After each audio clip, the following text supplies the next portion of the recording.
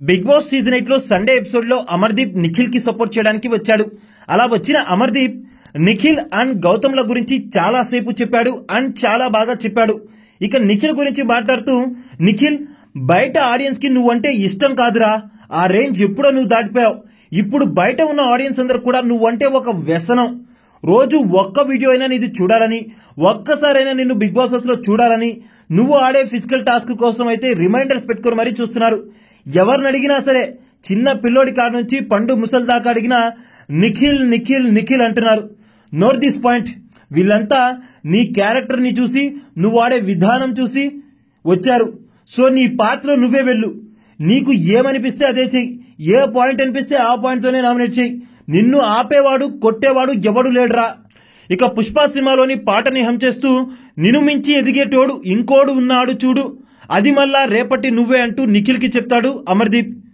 Big boss ఎప్పుడైపోతుందో తెలీదు, కానీ నాకు ఎగ్జాక్ట్ డేట్ అయితే తెలీదు. కానీ బయట నీ కోసం వెయిట్ చేస్తూ ఉంటారు ఆ రోజు.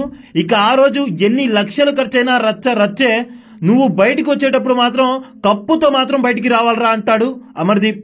ఇక నిఖిల్ చాలా ఎమోషనల్ అవుతూ అమర్దీప్ చెప్పిన మాటలకి లైట్ గా కళ్ళల్లో నీళ్లు తిరుగుతాయి నిఖిల్ కి. ఇక గౌతమ్ గురించి మాట్లాడుతూ, అరే గౌతమ్, నువ్వు లాస్ట్ సీజన్ లో అశ్వత్థామ అంటే ఏందో అనుకున్నాను, రియల్ అశ్వత్థామ ఈ సీజన్ లో చూపిస్తున్నావురా. నాకు ఈ బిగ్ బాస్ హౌస్ లో వేరే వాళ్ళు ఎవరు కనిపించడం లేదు, ఒక్క నువ్వు నిఖిల్ మాత్రమే కనిపిస్తున్నారు. పోటీ అంటే ఇదిరా, నువ్వు ఎంత బెస్ట్ ఇస్తావో అంత బెస్ట్ ఇవ్వు. నిఖిలే నీకు కాంపిటీటర్.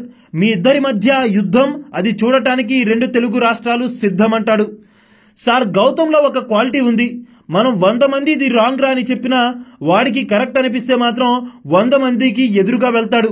వీడు చాలా అరుదు.